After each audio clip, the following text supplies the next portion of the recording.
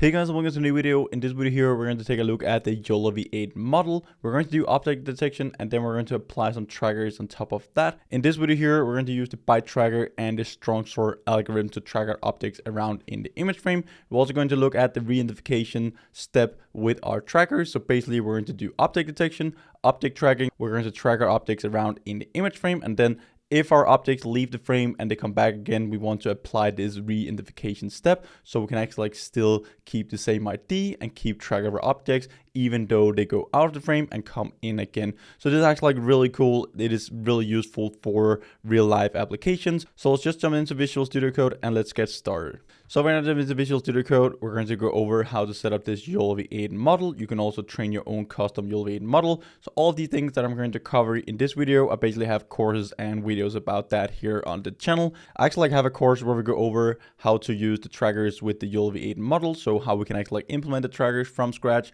how we can implement the Kalman filter, because all of these trackers is actually just building on top of the Kalman filter. We go over all the theory behind these trackers in that course. So definitely check that course out if you're interested. For the YOLOv8 model, you can train it on your own custom data set. I also have a course where we basically deploy these YOLO models, both with ONNX, OpenCV, and all those different kind of things. So if you're interested in that, definitely check it out. I also have videos here on the channel about how we can set up this YOLOv8 model for custom object detection and custom instance segmentation. But basically here, we're just going to import the different modules that we're going to need. So we have PyTorch, NumPy, OpenCV. We also have this Ultralytics here where we're going to use the YOLOv8 model. So we just import YOLO. We can then specify what model do we want to use of the YOLOv8 models, both for segmentation and also just object detection. Then we also have some OS.jml here, as we're going to show you in just a second. So this is a utility function that we're going to use. I actually don't need this in this file, so we're just going to delete that. So we're going to use supervision to plot the detections that we get from our object detector and also for the tracked objects from our bytetracker and also our StrongSORT tracker. Then we have this from bytetrack.bytetracker. We just import the bytetracker and we do the exact same thing for StrongSORT. And then I have some weight files over here to the left. So this is basically the StrongSORT. This is cloned from the StrongSORT GitHub repository, and the same thing for bytetrack.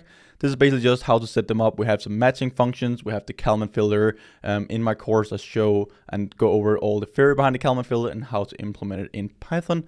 So we both have the bytetracker. Again, all these trackers, they build on top of the Kalman filter, where we want to have this update and prediction step. So we can try to predict and also track the state of our objects, which is our bounding boxes. So we have the bytetracker, the Kalman filter. If you go down to the deep sort algorithm or like the StrongSORT, it is basically just building on top of the deep sort algorithm. We can see that we have this deep, we have our models. We also have this re-identification model as well. So here we can basically just see like this is all the implementations for the models. We also have the StrongSORT down here, the Pi version. So this is basically just setting up the whole StrongSORT tracker. We have our update method here and all those different kind of things. So just go back again. We have the files over here to the left. We also have all the weights that we're going to use. But here we're basically just going to go through the code, how to set it up. First of all, we can set if you want to save the video or not. We also have this util class here from a YAML parser. I'll just go into that and show you guys that. So this is basically just for opening up the config files for our tracker. So this is just a utility function that we're going to use. Then we have this class, object detection class. This is the one from my GitHub and from my previous YOLOv8 videos, where we're basically just going to load in the YOLOv8 model from Ultralytics. We're going to do some processing to it. We throw it through the model. We get the results out, and then we can post-process, extract the information. So first of all here, we're just going to initialize our object detection class with a capture index when we want to apply this on a live camera feed from our webcam. We just set the capture index. We're using CUDA if it's available, or else we're going to use the CPU. So I'm just going to close this one here, and I'm also just going to zoom a bit out so you guys can see what's going on. So we actually need up here at the top, I deleted the path here. We're going to use that later on, so I can delete these three. So we're actually going to use the path later on. Then we can go down, load the model here. So this is basically just a function for loading the model. I'll just scroll down to it. So basically we just use the YOLO class here, YOLO, we can specify the model that we want to use. I'm just going to change this to the small model, and we can see here that we can both run the segmentation model and also the object detection model. And we can actually apply the trackers on top of both of them. And then we're just going to return our model. Let me just scroll up here again. And then we have loaded the model. We set up the class names dictionary. We have the box annotator from supervision. So this is basically just how we can set up our annotators, how we can visualize the results and the predictions that we get out from our model and our trackers. Then we have these re-ID weights. So this is basically the weights for our re-invocation network. We just specify the path to it. So this is specifically trained on a dataset for re-identifying objects going out and in of the frame. So the idea behind our re-identification step is that when we actually do our object detection, we also want to track our objects around, but then we take the bounding boxes, we crop out the image inside of the bounding box, and then we can use that to find features for our specific objects. So say that we want to detect persons and count persons walking around in the frame, then we can use this re-identification network. So we take the bounding box of the person, we find features from our neural network, which is pre-trained on a larger data set. Then we basically use those features, and then we use that in the matching step when we're actually tracking our objects again. So if you go out of the frame and you come in again, you will still keep the same ID, and that can be used for a lot of different kind of applications. It can be used in like counting systems, attendance systems. Also, if you have different kind of like objects that you want to track, and they're sometimes like leaving the frame, coming back again, but you still want to keep track of the exact ID of that object. So we have our re-identification weights. Now we can go down and set up the tracker. So if we choose the bytetracker, we basically just call it here. We set that up as our tracker, or else if we use our StrongSORT algorithm, if we specify that, we're basically just going to set it up in this way. So first of all, we have our tracker config. So this is basically just our YAML file. This is the exact same that they're using for bytetrack and also StrongSORT. We have our YAML parser. We set it up as a config, merge from file. We basically just pass in the config. And now we can go in and set up our bytetracker. So this is a class that we're going to initialize or instantiate. We have our self.tracker. We set up the different kind of like parameters for these trackers. Like most of them is actually like default ones, but here we actually have a pretty good config. So we can set up a config for that. So we're just going to use those default parameters for the config. If we just go inside one of them, we can just go in and check for now. So here we have the configs, StrongSORT.yml. We can set up the max age, min distance, min intersection over union distance, and so on. And these different things here are covered that in the course. But basically, like the most important ones is the n init, which is basically the number of detections in consecutive frames we want to have before we actually track the object. So before we create a track, we want to detect the object in 3 consecutive frames. And then we have the max age here. So if we lose track of objects for more than 40 frames, then we will discard that track. And then we won't keep track of that object any longer. We also have some max distance and all those different kind of things, which is basically like threshold values that we can play around with to tune our trackers. So this is real nice. We set up this config file here that we can then load in. We basically just set up our bytetracker and the StrongSORT tracker here as well. So this is how we can set up our tracker.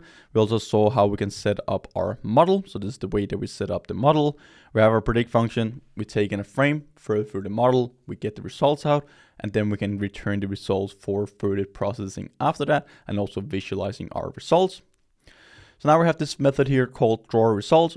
We basically just have some list where we're going to extract the information into. So this is basically just, we have a for loop running through all of our results. We get the class ID, we get the XY, so the top left corner and the bottom right corner. We append that to the list. We have the confidence scores, the class IDs, and also the bounding boxes. We throw them through here. We have our detections. We can set up the detections with supervision. And then when we have set that up, we can basically just pass them into our box annotator. And this is for visualization of our tracks and also the detections we have with our YOLOv8 model. So this is basically just taking the results, extracting the information, and then we can use that in post-processing for visualization or applying them to our trackers later on. So we're just going to return the frame and also the bounding boxes. Now we have our call method of this class. We set up our capture index when we create a new instance of our class. We just assert that our capture is actually open. We set the resolution of our camera, so 1280 by 720. If we want to save the video, we're basically just going to create a video writer with OpenCV. Then we set our tracker equal to self.tracker. So here we basically just set up our tracker. We just specify like if our tracker is actually like using some neural networks and some models, then we're doing a warm up before we're actually like doing our inference with those models for the tracking part. So that is just a good thing to do. So here we're basically just going to warm up our model. We have some outputs here, so we just basically just create some variables for our outputs for our current frame and also for our previous frames.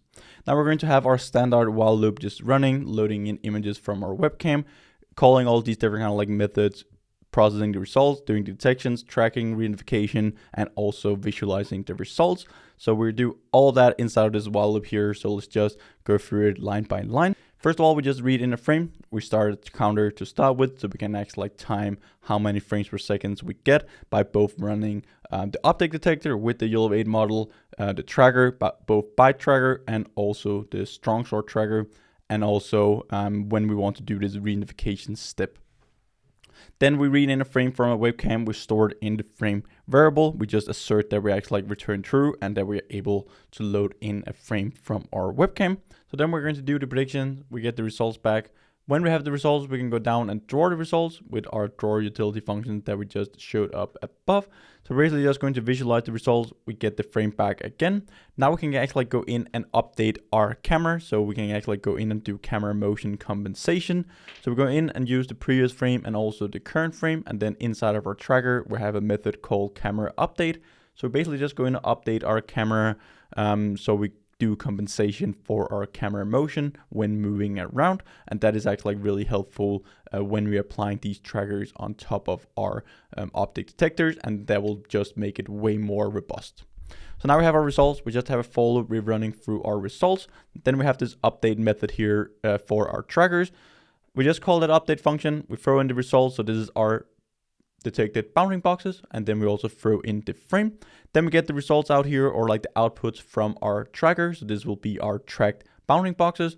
Then we can basically just have another for loop running through all our tracked objects or the tracked bounding boxes. We can just extract the information. We get the first 4 values for our bounding box. We can get the track ID. We can get the class, confidence score, the top left corner of our actual like bounding box. So we can then draw the ID on top of our bounding box. And then we can see if we're able to keep track of our objects in the frame. So this is actually like really easy to set up. We just read in the frame, through our object detector, the YOLOv8 model. And again, it is really easy to use when we have this class set up. We then just take our results, throw it through the tracker, we get the new track results out, and then we can do whatever we want to do with that. And we can just visualize them and see if we're able to keep track of the same ID, which is the idea behind the object trackers and also the reidentification step and network that we are using. Then when we have done that, we're just going to end the timer so we can see how long it actually takes to both do predictions with YOLOv8 and throw them through a tracker.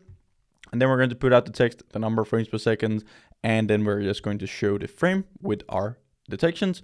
If we want to save the video, we're just going to route the frame out to our video capture that we have opened up, or the video writer that we have opened up. If hit escape or Q on a keyboard at any time, we're basically just going to terminate our program, break off the while loop. We will release our output video if we're going to save the video, and we will also release our webcam and destroy all the windows that we have opened up with OpenCV. So now we have implemented the whole class. We're now ready to run our object detection with our tracker. We basically just create an instance of our class object detection. We throw in the capture index of our camera or our webcam that we wanted to live object detection on with tracker. So again, we then have an instance of our detector. We can call our call method on our detector, and then it will run the program. So now we're just going to run the program and see how it works. So this should open up my webcam. I'm just going to verify that we have the correct capture index. We're using CPU. I'm on my MacBook right now, so I don't have my GPU for actually like running the inference. So here we can see that it is not able to open up my video capture. It just does the exact same thing. So let me just try another index here. So we're just trying the first index now. Let's see if we're able to open it up now. So we can see we're using the YOLOv8 small model, YOLOv8 small model. Now we can see that we're able to run it. We get the inference up here. We get around around 4 frames per second when we're running inference here on my CPU. We get pretty nice detections. Now we can see that we're actually like tracking the objects around in the image. We detect like a person over here, so we get some false predictions. They probably have like low confidence score. We'll also detect the chair here and a bench. But the most important thing that we're going to take a look at is me as a person, high confidence score for that. And here we can see the ID that is assigned to me. Then we can just move around. I'm just going to move around so we can see that it actually like still keeps track of me.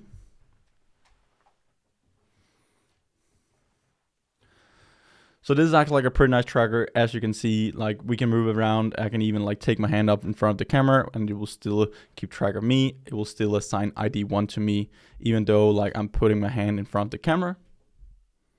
And we lose track, like we come back and I still get assigned 1 to me as the ID.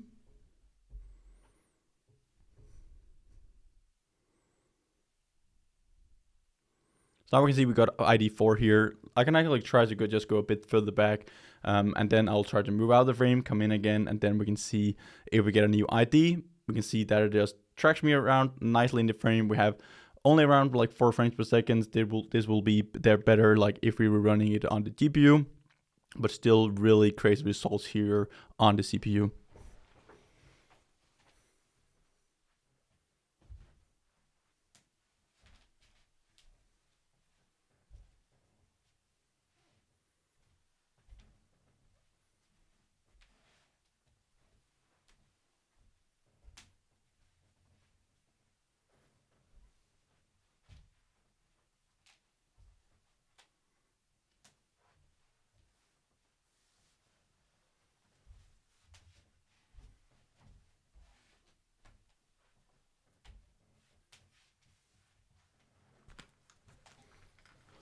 Okay, so we can see that sometimes like when I'm going out of the frame, we actually like lose track and it assigns a new ID to us. But like if we're in the frame, if we just go outside the frame for a couple of seconds, it is still able to actually like keep track of us.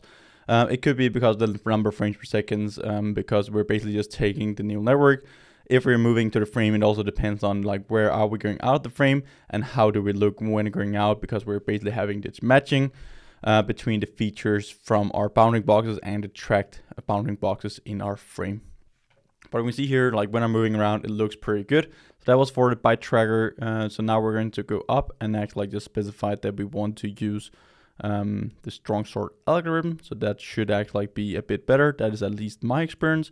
So let's try to see if StrongSORT is actually like better. We're just going to run the program and then we're going to do this exact same test. So we can basically just compare them, see how it looks side by side.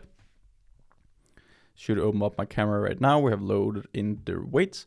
Now we can see I have ID 6 assigned to me. This is actually like a bit slower. Now we can see we get around like 2 to 3 frames per second. So again, these trackers, when we apply the trackers on top of our object detectors, it is actually like taking up a lot of processing power. And if you were to like run this in real-time applications, you will definitely need to run it on a GPU. If you want to run it on a CPU in real time, you might need to like have this trade-off between accuracy and speed, and then you'll probably go with the SORT algorithm, which can still run like okay real time on the CPU. So just try to do some tests. I'm going to move around and see if we can keep ID 6.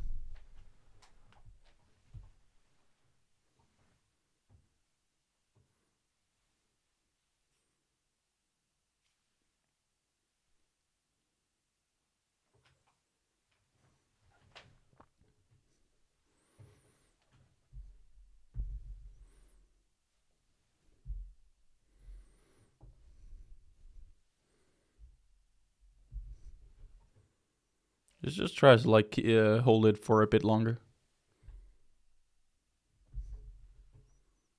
Still at 86, let's try it even longer. Still 96. Still 96. So you can see this StrongSORT algorithm here is actually like very, very good. It takes up a bit more processing power, but you can just see like the results here. They are just really awesome and also like way better compared to like the bytetracker that we just tested out. Let me just try to go out of the frame and see if we can actually like lose the ID.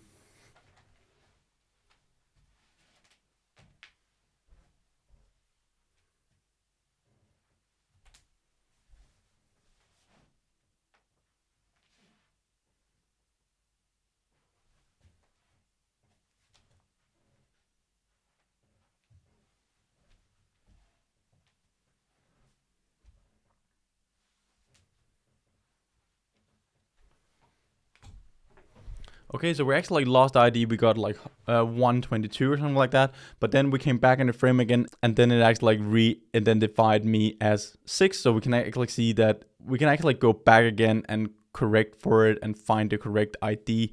So this is a really awesome tracker. Like you can just see the results here. They are very, very good. It takes up a lot of processing power, but you will still be able to run this really fast on a decent GPU. So these are some really nice results that we got out from this object detection with tracking. The ByteTracker and the StrongSORT tracker are actually like some really good state-of-the-art trackers. We saw the results with the StrongSORT algorithm was actually like slightly better than the ByteTracker, and it was actually like able to keep track and do re-identification even though I went out the frame for like several seconds, even though I was holding my hand up in front of the camera. So again, these are really great trackers. Like if you're doing some object detection projects, try to put some trackers on top of it if it's suitable for your application.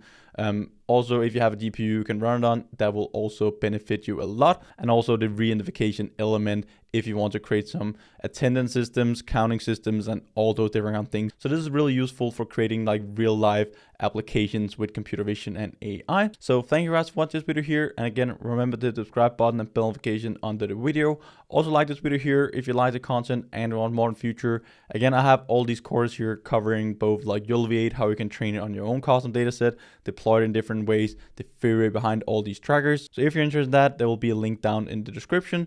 I also have tutorials where we go over like all the basics about computer vision, deep learning, and so on. And if you're interested in one of those tutorials, I'll link to it up here, or else I'll see you next video, guys. Bye for now.